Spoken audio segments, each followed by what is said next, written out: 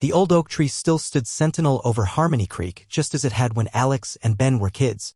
Harmony Creek wasn't just the town's name, it was the feeling you got when you lived there. Everyone knew everyone, secrets were few, and life ambled along at a comfortable pace. Alex remembered long summer days spent with Ben, building forts in the woods and fishing in the creek. They were inseparable, two peas in a pod, best friends forever. Ben was always the bolder one, leading Alex on adventures, always ready with a mischievous grin. Alex, a little more cautious, admired Ben's fearlessness. Their friendship was the bedrock of Alex's childhood, a constant source of joy and comfort. They shared everything. Dreams, fears, and the unwavering belief that their friendship would last forever. Little did Alex know that forever would be cut short by a sunny afternoon in July. That sunny afternoon, Alex and Ben were playing hide and seek in the town park, their laughter echoing through the trees. Alex closed his eyes, counting to 100, picturing all the best hiding spots. When he finally opened his eyes, Ben was gone. At first, Alex thought Ben was playing a trick, hiding extra well. But as minutes turned into hours, and the park grew dark, a cold dread began to creep into Alex's heart.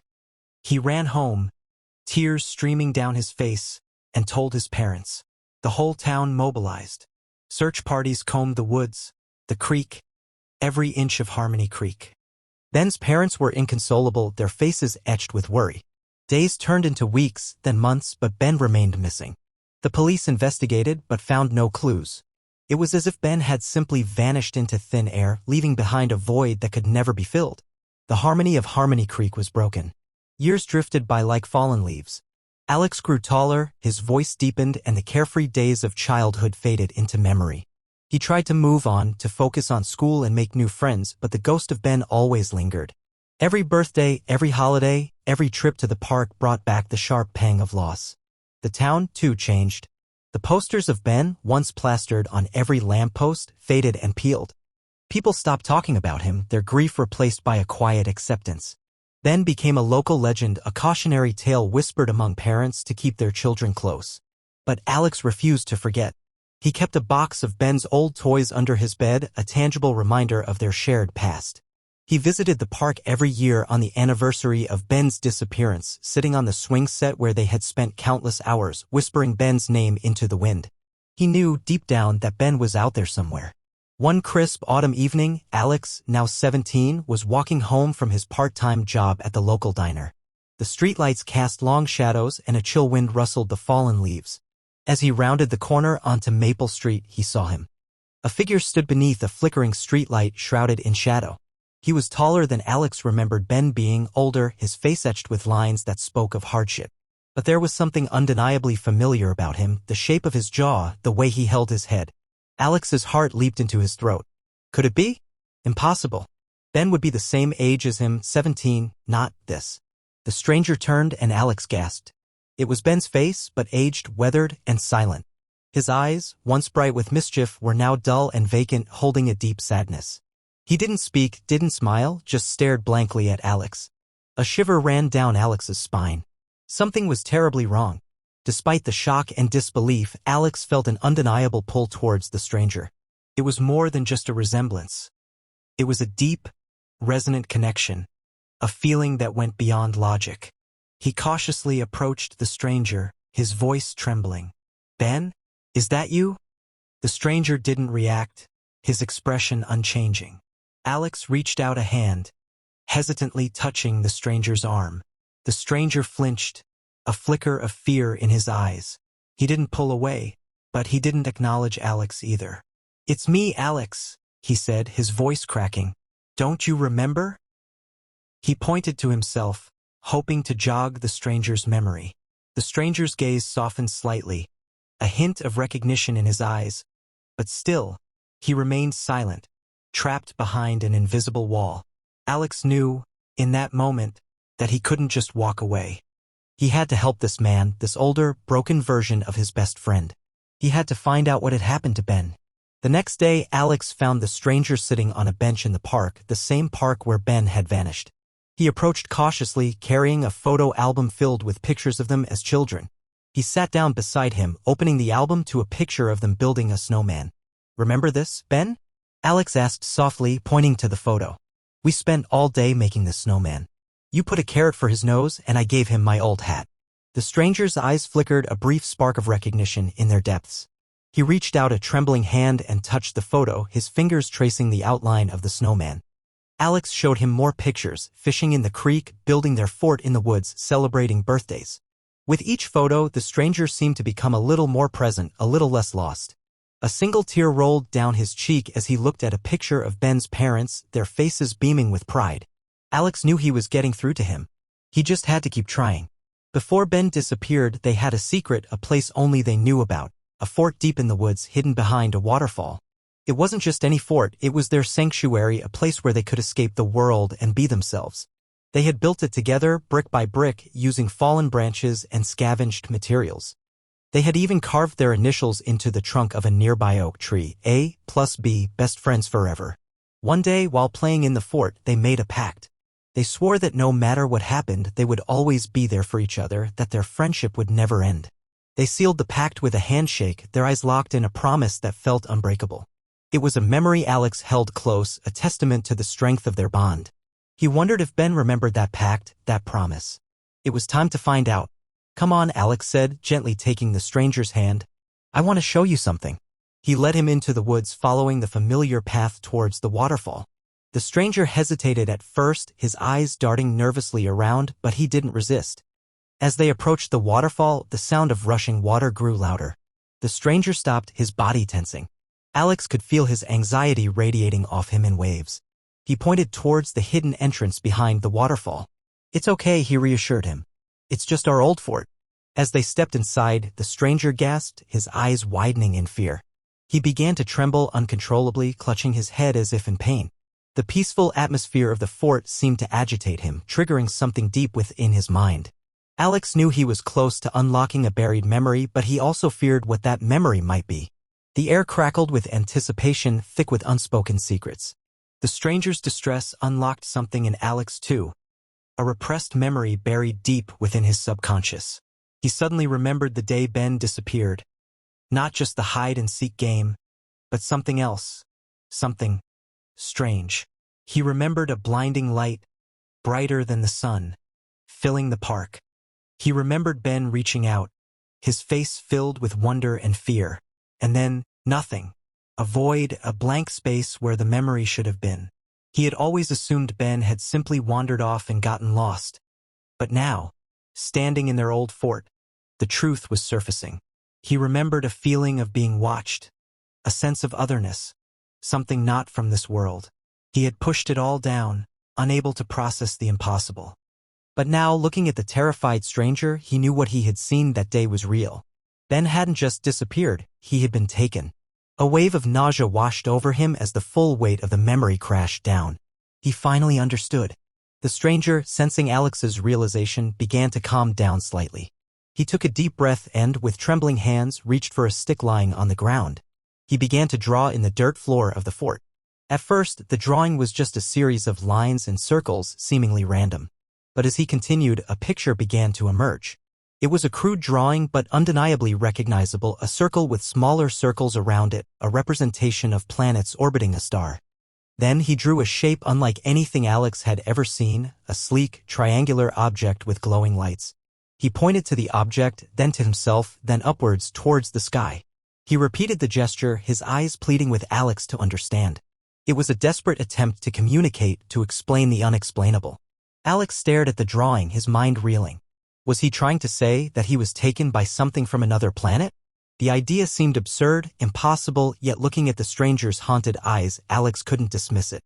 Alex stared at the drawing, then at the stranger's pleading eyes. It was a wild, unbelievable theory, but it was the only explanation that made any sense. The accelerated aging, the silence, the trauma, it all pointed to something horrific happening to Ben during his absence. He decided to test his theory. "Were you experimented on?" he asked slowly, carefully enunciating each word. The stranger's eyes widened and he nodded vigorously, pointing to his head and then making a twisting motion with his hands as if something had been changed or altered inside him. He then pointed to the drawing of the spaceship again and mimed being held down, his face contorted in pain. It was a chilling pantomime, a glimpse into the horrors he had endured. Alex's heart ached for his friend. He had to believe him, to help him make sense of what had happened. He was no longer just trying to recover a lost friend, he was trying to save him from a nightmare. From that moment on, Alex's mission was clear. He had to help Ben reclaim his life, his voice, his memories. He started by learning sign language, determined to break through the barrier of silence that separated them. He spent hours studying books and watching videos, practicing the hand gestures until his fingers ached. He also researched abduction stories, looking for any clues, any patterns that might explain what happened to Ben. He found tales of strange experiments, accelerated aging, and psychological trauma. The more he learned, the more convinced he became that Ben was a victim of something truly extraordinary, something terrifying. He knew that many people would dismiss his beliefs as crazy, that they wouldn't understand. But he didn't care. He had seen the fear in Ben's eyes, the silent plea for help. He couldn't abandon him, not after all these years. He owed it to Ben, and he owed it to himself to uncover the truth, no matter how unbelievable it might be. The first few weeks of sign language were frustrating. Ben struggled to understand, his mind seemingly clouded by trauma. He would often stare blankly, his eyes unfocused, as Alex patiently repeated the signs. But Alex refused to give up. He knew that Ben was in there somewhere, trapped behind a wall of silence and fear. Slowly, painstakingly, Ben began to respond. He learned simple words like eat, sleep, water. He could sign his name, albeit clumsily. It was a small victory, but a victory nonetheless. With each new word, a spark of hope flickered in his eyes, a sign that he was slowly emerging from the darkness. One day, Alex signed the word, friend. Ben looked at him, his expression softening. He hesitated for a moment, then slowly, deliberately, signed the word back. It was the first time he had initiated communication, the first time he had truly acknowledged their bond. Alex's heart soared. He was finally reaching Ben, and together, they would unravel the mystery of his disappearance. As Ben's communication improved, fragments of his memories began to surface. He would have nightmares, thrashing in his sleep and signing frantically about lights, needles, and cold, sterile rooms. He remembered being examined, probed, and tested, but the details were hazy, fragmented, like pieces of a shattered mirror. He expressed constant fear, a sense of being watched, of not being safe. He refused to go outside alone, clinging to Alex's side like a frightened child. He signed that they were coming back for him, that they wanted him back. Alex tried to reassure him, telling him that he was safe, that he would protect him. But deep down, he couldn't shake the feeling that Ben was right, that whatever had taken him once could come back again. He had to be prepared. He had to protect Ben from whatever lurked in the shadows, whatever threatened to steal him away once more. Their peaceful Harmony Creek was no longer safe. One day, a black car with tinted windows pulled into Harmony Creek. It was unlike any car anyone in town had ever seen, sleek and silent, like a predator stalking its prey. Two men in black suits emerged, their faces emotionless, their eyes scanning the street with an unnerving intensity. They stopped at the local diner, flashing badges that identified them as government agents. They asked the waitress about a man who had recently arrived in town, a man who didn't speak. The waitress, remembering Alex and the stranger, directed them to Alex's house. Alex, watching from his window, felt a chill run down his spine. He knew who these men were. They were the ones Ben had been afraid of. He grabbed Ben's hand and pulled him towards the back door. "We have to go," he signed frantically. "They're here." The hunt had begun. Harmony Creek was no longer their sanctuary, it was a trap. They ran through the woods, the same woods where they had built their fort, their sanctuary. But now, the woods felt menacing, the trees looming like silent observers.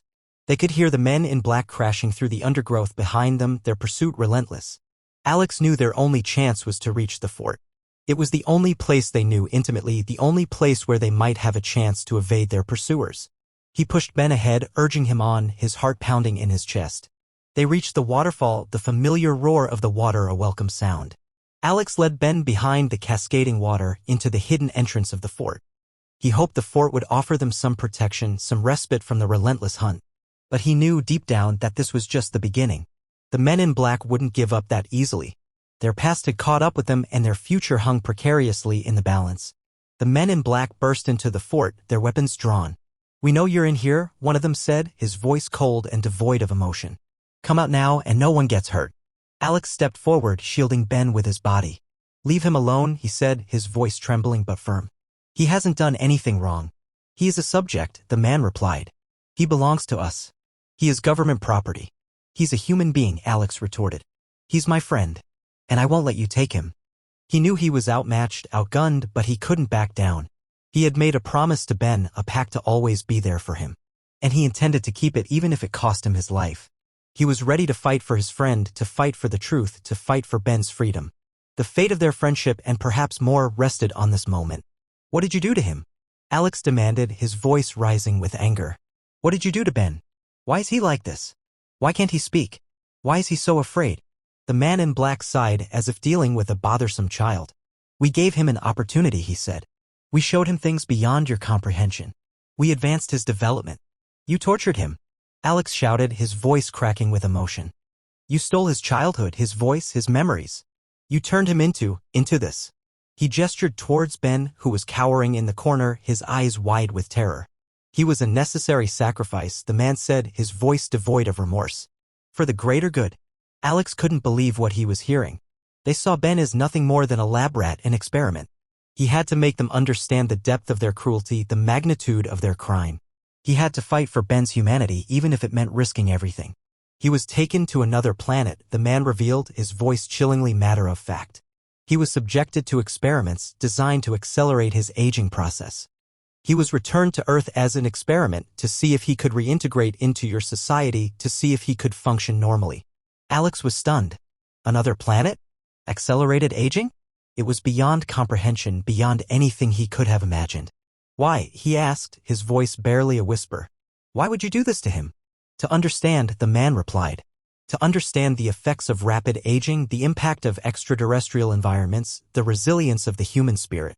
He was a test subject, a tool for scientific advancement. He's not a tool, Alex said, his voice regaining its strength. He's a person. And you ruined his life. He looked at Ben, his heart filled with a mixture of anger and sorrow. They had turned his friend into a guinea pig, a pawn in their twisted game. He wouldn't let them win. Alex looked at Ben, his eyes searching for answers. He signed, what do you want to do? Do you want to stay and fight them? Or do you want to disappear again, find a place where they can't find you? Ben hesitated, his face etched with fear and uncertainty. He looked at the men in black, then at Alex, his only friend, his only protector. He signed, go. Go far away.